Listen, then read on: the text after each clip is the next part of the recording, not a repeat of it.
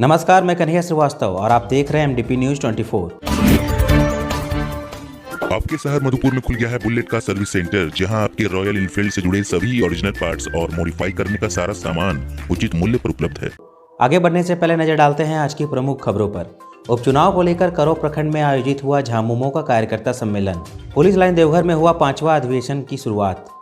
पूरा परिवार दिव्यांग फिर भी सरकारी सहायता से महरूम। कुदरत और सरकार दोनों की मार झेल रहा परिवार। अर्थ मल्टी स्पेशलिस्ट क्लिनिक के द्वारा लगाया गया 1 दिवसीय फ्री डेंटल चेकअप शिविर। जन समस्याओं को लेकर आप और हम जन संगठन ने अनुमंडल पदाधिकारी को सौंपा ज्ञापन। देवघर एयरपोर्ट के समीप रेड जोन में पड़ने वाले गांव में कलर कोटेड जोनिंग मैप की दी गई जानकारी। क्रांतिकारी सखाराम देउस्कर की मनाई गई 191वीं जयंती। देवघर शिवलोक परिसर में हस्तशिल्प प्रतिष्ठान का उद्घाटन। देवघर में युवाओं को रोजगार देने के लिए प्राइवेट कंपनी ने लगाया शिविर। आपके शहर मधुपुर में खुल गया है Fishland aquarium house, a family of pets lover. तो बिना किसी देर के आज ही अपने घर लेकर आइए एक नए मेहमान को।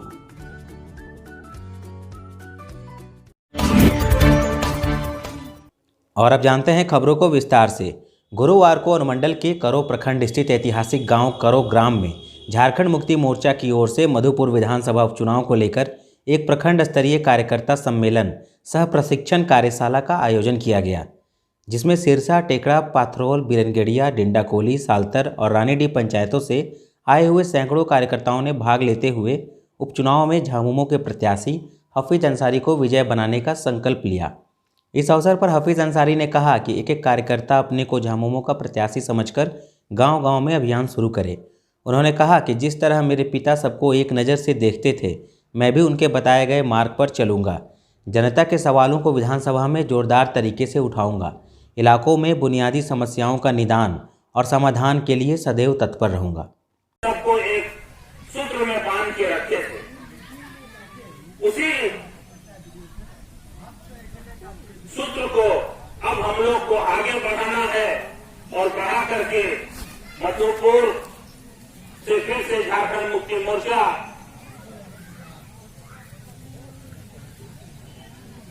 को जिताना है, तब हाजी साहब का सच्ची श्रद्धांजलि होगी। देवघर के डाबरग्राम पुलिस लाइन में पुलिस मेंस एसोसिएशन के द्वारा 5वां अधिवेशन शुरुआत किया गया।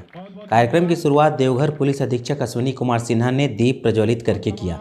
उपायुक्त ने कहा कि चुनाव प्रजातंत्र की एक ताकत है और इसमें सभी की भागीदारी सुनिश्चित होनी चाहिए। आगामी 20 तारीख को पुलिस मेंस एसोसिएशन का चुनाव होना तय हुआ है। सदस्य district police, JAP, IRB, CID and ACP सबों की मौजूदगी में ये 4 दिन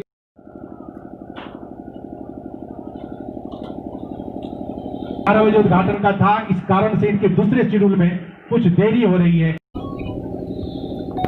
ये पुलिस परिवार का महाधिवेशन है, पूरे स्टेट लेवल का अधिवेशन है, जहाँ पे अपने पुलिसकर्मी अपने पूर्व में किए गए काम, उसके अचीवमेंट, कहाँ कमी रही, उसका डिस्कशन करेंगे। साथ ही साथ ये इलेक्शन होगा, जहाँ पे फिर से पुरानी या नई टीम सामने आएगी। तो एक महाधिवेशन के साथ साथ चुनाव भी होना है। हमें पूरा विश्वास है कि हमारे पुलिसकर्मी अनुशासित रहेंगे और बढ़िया से महाधिवेशन संपन्न हो, हम लोग एक अच्छे अतिथि के तौर पे साबित करें, इसके लिए हम लोग प्रयासरत हैं। और इलेक्शन भी डेमोक्रेसी का जो सोल है उसके आधार पे हो, ये हम अपील करते हैं। प्रखंड के महजोरी गांव का एक दिव्यांग परिवार कुदरत और सरकार दोनों का मार झेलने को विवश है। कुदरत ने इस दिव्यांग परिवार पर ऐसा कहर बरपाया है कि परिवार के सभी सदस्य आंखों से दिव्यांग हैं। कुदरत ने जहां परिवार के सभी सदस्यों को दिव्यांग बनाकर उसे बेबस और लाचार बना दिया है, वहीं सरकारी अधिकारी और कर्मचारी भी इस दिव्यांग परिवार की सूध नहीं ले रहे हैं, जिसके कारण दिव्यांग परिवार को आर्थिक तंगी से जीने को विवश होना पड़ रहा है। इस संबंध में दिव्यांग परिवार के मुखिया सोखी रजक का कहना है कि 8 वर्ष पूर्व प्रखंड कार्यालय में सरकार द्वारा विकलांगों को जरूरी लाभ दिलाने को लेकर उड़ान और मुस्कान कार्यक्रम आयोजित किया गया था। इस दौरान उनके दिव्यांग बच्चों को महज दिव्यांग प्रमाण पत्र हाथों में थमा दिया गया। उनके चारों बच्चों का दिव्यांगता प्रमाण पत्र 80% है। बावजूद दिव्यांगों को सरकारी स्तर पर किसी तरह का लाभ नहीं मिल रहा है, जिसके कारण उन्हें खुद सभी दिव्यांग बच्चों का भरण पोषण करने में काफ़ी दिक्कतों का सामना करना पड़ रहा। उन्होंने कहा कि दिव्यांगों का पेंशन और अन्य तरह का लाभ दिलाने को लेकर पूरा परिवार कई सरकारी दफ्तरों का चक्कर भी लगाया है, लेकिन उन्हें कुछ भी हाथ नहीं लगा। सभी कार्यालय से उन्हें बेरंग लौटना पड़ा। दिव्यांग परिवार ने सरकार से मदद की गुहार लगाई है।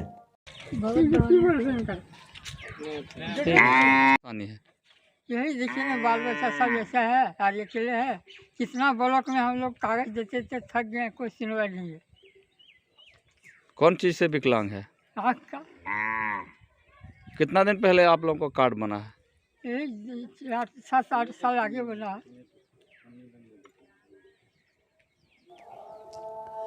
कोर्ट रोड दास कॉम्प्लेक्स में स्थित डेंटल अर्थ मल्टी स्पेशलिस्ट क्लिनिक की डॉक्टर चेतना भारती ने गुरुवार को एक दिन का फ्री डेंटल चेकअप का कार्यक्रम किया।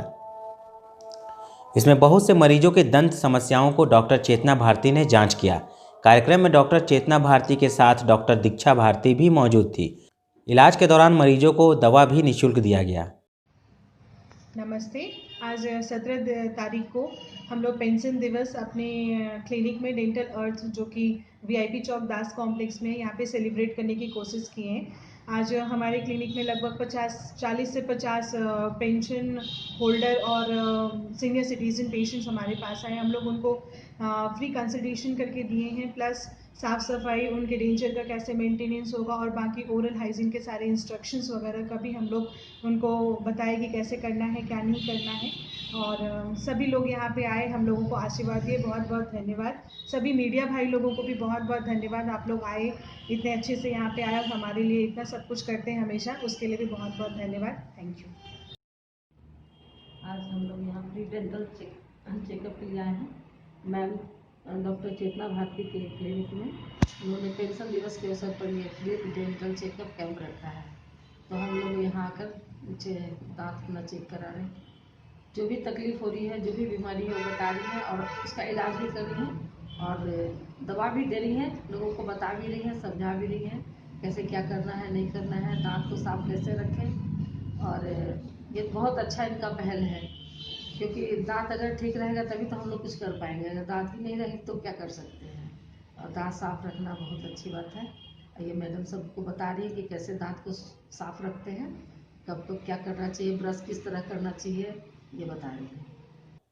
आप और हम जनसंगठन द्वारा गुरुवार को अनुमंडल पदाधिकारी को एक ज्ञापन सौंपा गया, जिसमें बिजली आपूर्ति में सुधार की मांग और बिजली विभाग द्वारा मनमाने ढंग से FIR और जुर्माना वसूलने की प्रक्रिया को सुधारने की मांग की गई है, जिसमें पानी की आपूर्ति के लिए बिछाई गई पाइपलाइन के लिए शहर के रास्तों को खराब कर दिया गया है। नगरपालिका द्वारा समय पर साफ सफाई का काम नहीं हो पा रहा है। इस तरह की समस्याओं को ज्ञापन में रखा गया है। इसके बाद सभी लोग बिजली विभाग के सहायक अभियंता से भी मिलकर जानकारी लिए, तो उन्होंने बताया कि बकाया वसूलना बहुत ज़रूरी है, वरना बिजली आपूर्ति में समस्या पैदा हो जाएगी। जिनका अधिक बिल बकाया है वो लोग थोड़ा थोड़ा करके भी भुगतान कर सकते हैं। कानूनी कार्रवाई वैसे लोगों पर की जा रही है जो अवैध रूप से बिजली उपयोग करते हुए पाए जाते हैं। मौके पर अध्यक्ष धनंजय प्रसाद, महासचिव मुकेश शर्मा, मीडिया प्रभारी मुफीद आलम, मोहम्मद अरशद, कोषाध्यक्ष खालिद राजा उपस्थित रहे। बिजली बिल लें, लेकिन अगर किसी का बहुत ज़्यादा रुपया हो गया है तो उसको आप टुकड़े टुकड़े में लें, छोटा छोटा उसको आप किस्त कर दें ताकि लोगों को पैसा देने में सुविधा हो। दूसरी बात कि ये लोग 10-15 साल से बिजली बिल किसी को दिए नहीं है, सिर्फ कंज्यूमर नंबर है लोगों के पास, ना उसके पास मीटर है, ना उसके पास कोई लोग बिजली बिल लेने जाते हैं, ना बिजली बिल उनके पास जाता है। तो 10-15 साल में स्वाभाविक है कि 10-20 हज़ार हो जाना कोई बड़ी बात नहीं है। अब ये लोग क्या कर रहे हैं कि जाकर सीधा लाइन काट देते हैं। लाइन काटने के बाद उस पर केस कर देते हैं कि ये अवैध रूप से बिजली जला रहा है। मेरा कहने का मतलब है कि इस तरह से जो ये लोग रवैया अपनाए हुए हैं, जबरन भयादोहन कर रहे हैं लोगों को, ये करना बंद करें। जबरन FIR करना बंद करें, गलत तरीके से लोगों को तंग करना बंद करें। बिजली बिल लोग आपको देगा, निश्चित रूप से देगा, लेकिन आप पाट करके लें ताकि राहत मिले। गलती आपकी है, आप 10 साल 15 साल से बिजली बिल क्यों नहीं भेजे? अगर आप भेजे होते तो ये नौबत नहीं आता, न उसका लाइन कटता, न उस पर FIR होता। इसलिए मैं बिजली विभाग के असिस्टेंट इंजीनियर, उसके तमाम बड़े अधिकारी को कहना चाहते हैं कि अगर इस चीज़ से आप बाज नहीं आएंगे तो आपके खिलाफ हम लोग बहुत ही कड़ा रुख अपनाएंगे और बहुत बड़े पैमाने पर आंदोलन करेंगे। धन्यवाद। जिला प्रशासन के निर्देश के आलोक में मोहनपुर प्रखंड विकास पदाधिकारी, अंचलाधिकारी, ग्राम पंचायत भिखना के मुखिया और थाना प्रभारी कुंडा के द्वारा संयुक्त अभियान चलाकर देवघर एयरपोर्ट के समीप में पड़ने वाले ग्रामों में माइकिंग के द्वारा प्रचार प्रसार किया गया और लोगों को कलर कोटेड जोनिंग मैप यानी CGZM के अनुसार मकान और किसी भी तरह का कंस्ट्रक्शन करने के लिए जानकारी दी गई। मोहनपुर प्रखंड के एकमात्र भिखना ग्राम पंचायत के पहाड़पुर, भितिया, कुसुमडी, कर्णकोल और दैनीहारी के कुछ अंश देवघर एयरपोर्ट के कलर कोटेड जोनिंग मैप के रेड जोन में पड़ता है, जो एयरपोर्ट के 4 दीवारी के 1 किलोमीटर के अधीन का क्षेत्र है। खास करके रेड जोन के लोगों को आगाह करते हुए प्रखंड विकास पदाधिकारी अशोक कुमार और अंचलाधिकारी प्रीति लता किस्कू ने कहा कि एयरपोर्ट अथॉरिटी के द्वारा कलर कोटेड जॉइनिंग मैप जारी किया गया है, जिसमें हर कलर में बिल्डिंग बनाने, टावर लगाने और किसी भी प्रकार का कंस्ट्रक्शन करने का निर्देश जारी हुआ है। इस आलोक में हमारे प्रखंड के भिखना पंचायत अंतर्गत पड़ने वाले उपरोक्त गांवों के ग्रामीण कलर कोटेड जॉइनिंग मैप के अनुसार अपना अपना निर्माण कार्य करना सुनिश्चित करेंगे। वहीं रेड जोन में पड़ने वाले क्षेत्र में किसी भी प्रकार का कंस्ट्रक्शन करने या भवन बनाने के लिए एयरपोर्ट अथॉरिटी से NOC यानी अनापत्ति प्रमाण पत्र प्राप्त करना अनिवार्य होगा। NOC प्राप्त करके ही अपना निर्माण कार्य वो कर सकते हैं। बिना NOC प्राप्त किए अगर निर्माण कार्य किया जाता है तो निर्माण कार्य को अतिक्रमण मानते हुए उसे हटाया जाएगा और हटाने का पूरा खर्च संबंधित व्यक्ति से वसूल किया जाएगा। साथ ही उन पर कानूनी कार्रवाई भी की जाएगी। जिला प्रशासन इस पर स्पष्ट निर्देश जारी करे और यह नियम है कि यहाँ अगर हमें एयरपोर्ट से NOC प्राप्त करना होगा तो उसको सरलीकरण करे। जैसे कि इस क्षेत्र में बहुत से प्रधानमंत्री आवास है और भी कंस्ट्रक्शन जो अति आवश्यक है। इस क्षेत्र के लोग काफ़ी गरीब मजदूर किस्म के हैं, दबे कुचले लोग हैं, अनुसूचित जाति के लोग वास करते हैं। ऐसे लोगों गरीब मजदूरों के लिए NOC बड़ा पेचीदा हो जाएगा। हम माननीय उपायुक्त महोदय से आग्रह करेंगे कि इसको यथावत आप बहुत सरलीकरण करें ताकि किसी भी प्रकार का आवास निर्माण कार्य बाधित नहीं हो और गरीबों का निर्माण कार्य बाधित नहीं हो और आपका एयरपोर्ट का नियम में भी किसी भी प्रकार का बदलाव नहीं हो और आमजनों को आप यह एयरपोर्ट मिला है आमजनों के हित के लिए, इससे कोई लोग प्रभावित नहीं हो और यहाँ के लोगों को कष्ट नहीं हो। इसके लिए भी हम माननीय उपायुक्त महोदय से मांग करेंगे। क्या कुछ ये एयरपोर्ट अथॉरिटी के द्वारा क्या कुछ मनाही किया गया है? देवघर हवाई अड्डा के आसपास 1 किलोमीटर के दायरे पे किसी भी तरह का निर्माण कार्य नहीं करना है। ये जिला के प्रशासन का निर्देश है और अगर कोई करते हैं तो उसके लिए अनुमति लेना होगा जिला प्रशासन से या हवाई अड्डा अथॉरिटी से और अगर उस तरह का कार्य पाए जाते हैं जो कि दंडात्मक कार्रवाई की जाएगी वो किया जाएगा। अभी जो फिलहाल बना चुके हैं उसके लिए क्या वो जहाँ तक बना चुके हैं उसका तो अभी कुछ निर्देश नहीं मिला, यथावत रहेगा, लेकिन उसके ऊपर नहीं बनाएंगे। जब भी बनाएंगे तो अनुमति लेके ही बनाएंगे। वहाँ से करो तुम लोग क्या करेगा रे मौज करेगा का? अनुमंडल क्षेत्र के करो प्रखंड स्थित करो ग्राम के स्थानीय देवस्कर चौक के समीप देवस्कर समिति के सौजन्य से क्रांतिकारी सखाराम गणेश देवस्कर की 191वीं जयंती मनाई गई। सखाराम बाबू को याद करते हुए लोगों ने बारी बारी से उनके प्रतिमा पर पुष्प माला चढ़ाया और उनके पदचिन्हों पर चलने का संकल्प लिया। इस अवसर पर अवकाश प्राप्त प्राचार्य अशोक कुमार सिंह ने कहा कि सखाराम बाबू सच्चे अर्थों में देश हितैषी नेता थे। अंग्रेजों के शोषण के खिलाफ बहादुरी के साथ उन्होंने लोहा लिया। उन्होंने कहा कि युवा पीढ़ी को उनसे प्रेरणा लेनी चाहिए और गांवों के नवनिर्माण की दिशा में पहल भी की जानी चाहिए।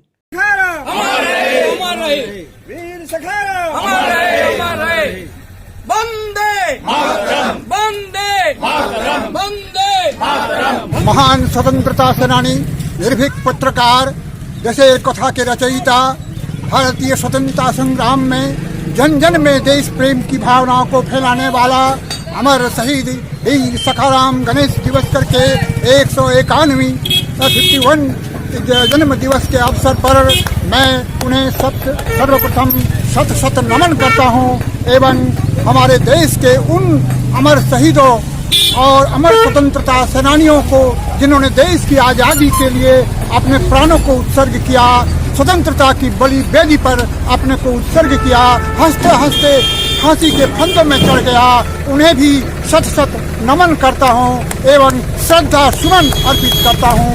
पूर्वजों के उन शहीदों के किए हुए उपकार को कृतज्ञता पूर्वक उन्हें नमन करें और उनके अनुरूप चले, यही शुभकामनाओं के साथ आपसे मैं निवेदन करता हूँ।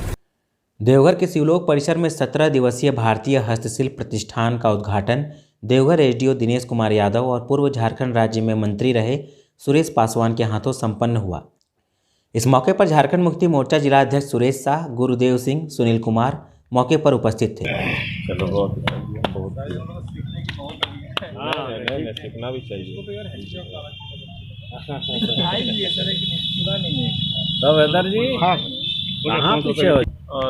ये मेला जो है बेसिकली हैंडीक्राफ्ट को प्रमोट कर रहा है। ये ऐसी चीज़ है जो आज के समय में इसकी काफ़ी दरकार है। खादी और जो टेक्सटाइल जो हैंडमेड है, इससे न केवल भारतीय संस्कृति जो है उसको बढ़ावा मिलेगा, बल्कि साथ ही काफ़ी गरीब महिलाओं को जो कि SHG ग्रुप्स में काम कर रही हैं उनको भी काफ़ी सपोर्ट मिलेगा। तो ज़िला प्रशासन जो है इसमें पूरा सहयोग रहेगा इसका, बशर्ते कि कोविड गाइडलाइंस का ठीक तरह से अनुपालन हो। बीच बीच में इसकी चेकिंग भी होती रहेगी और आशा है कि जो ये मेला है, जिस कार्य के लिए इसका आयोजन किया गया है, वो उसको मीट कर पाता है। देखिए, अब मेला जो लगाया गया है उसमें आप जानते हैं कि काफ़ी हमारे स्टेट में बेरोजगार नौजवान हैं, उन लोगों के लिए थोड़ा राहत के लिए यह 15-17 दिन का मेला है। दुकानदार भाई जो जितने भी नौजवान साथी हैं, गरीब हैं, बेरोजगार हैं, तो ये 15-17 दिन का मेला है। इस मेला के माध्यम से थोड़ा सा स्वरोजगार लोगों को मिल जाएगा। 15-17 दिन तो कुछ तो राहत ज़रूर मिलेगा, क्योंकि हम लोग जानते हैं यह मेला जो लगा हुआ है, इस मेला के माध्यम से जो इस सामान को जो तैयार कर रहे हैं उनको भी लाभ मिलेगा, खरीदने वाले को भी लाभ मिलेगा और जो बेरोजगार हैं उनको भी लाभ मिलेगा। इसीलिए देखिए, सर्वप्रथम तो मैं बता दूं, यह मेला नहीं है, यह घर में बनाए हुए सामानों का बिक्री करने के लिए एक स्थान है।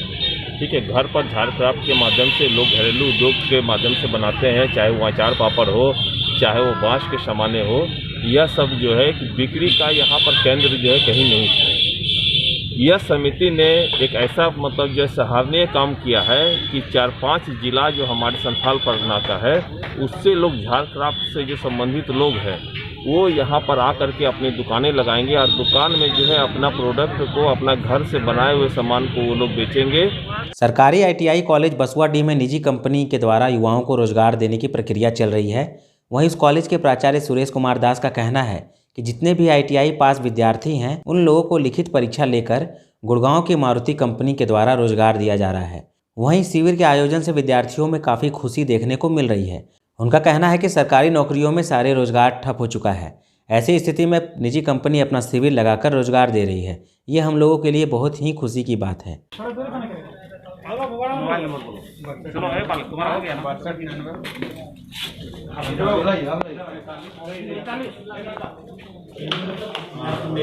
जी तुम मास्क ठीक से लगा, आगे बहन, तुम मास्क ठीक क्यों नहीं लगा रहा है?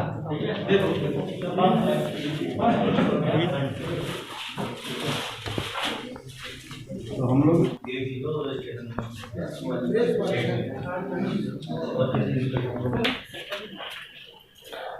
ये गुड़गांव की कंपनी है सुजुकी मोटर करके, जो HRVS के द्वारा लिया जा रहा है। तो हमारे यहाँ ITI जो पास आउट लड़के हैं 18 से लेकर 23 साल तक के उम्र के, उन लोगों को हम लोगों ने मैसेज किए थे और विज्ञापन के द्वारा भी बुलाया गया था लड़कों को, और इसमें विभिन्न ट्रेड के लड़के आए हैं और कंपनी के प्रतिनिधि के द्वारा उनका चयन किया जा रहा है। और वे हम लोग कोशिश कर रहे हैं कि ज़्यादा से ज़्यादा लड़कों को रोज़गार मिले, और इसी के लिए एक दिवसीय भर्ती कैंप का हम लोग आयोजन किए। अभी तक कितने लड़के सब फॉर्म भरे? अभी तक हम लोग के यहाँ लगभग 75 बच्चों ने फॉर्म फिलअप किया। और कंपनी कितने लड़के को लेगी? कंपनी अब तो लड़के के ऊपर है कि लड़के आएंगे, लड़के बैठेंगे, फिर वो नहीं, उसका एवरेज होगा ना कि हम 80 लेंगे, 50 लेंगे, 20 लेंगे, कितना लड़के? नहीं, वो तो बोले हैं कि मैक्सिमम हम लोग जितना लड़के हम लोग सिलेक्शन कर लेते हैं वो सारा लड़के को हम लोग लेके जाएंगे। प्राइवेट कंपनी आ रही है जॉब लेके, आपको कैसा लग रहा है? अच्छा लग रहा है और अच्छा कंपनी है, मतलब कि सुजुकी, तो अच्छा लग रहा है और जो मतलब रोजगार है उसके लिए भी अच्छा है। बताइए, जो जॉब आ रही है प्राइवेट कंपनी में, कैसा लग रहा है आपको? बहुत ही अच्छा है। देवघर शहर में जॉब आ रहा है हम लोगों के लिए, युवाओं के लिए, जो लोग डिप्लोमा डिग्री ITI लेके इधर उधर घूम रहे हैं। उनके शहर में डायरेक्ट मतलब रोज़गार की तरह से ये अपॉर्चुनिटी है सभी लोगों के लिए। और ऐसे तो गवर्नमेंट जॉब या फिर किसी भी तरह का जॉब हम लोग को मिल नहीं रहा है, सब लोग बेरोज़गार घर में बैठे हुए हैं। तो हम लोग को ये बहुत ही बेहतरीन अपॉर्चुनिटी है और यहाँ पे इस कॉलेज में हम लोग को मिल रहा है और हम लोग को ये इन्फॉर्मेशन न्यूज़पेपर के थ्रू मिला। और आज के लिए बस इतना ही। तो दीजिए मुझे इजाज़त, फिर मिलेंगे आपसे अगली बार। तब तक के लिए आप सभी को हमारा नमस्कार।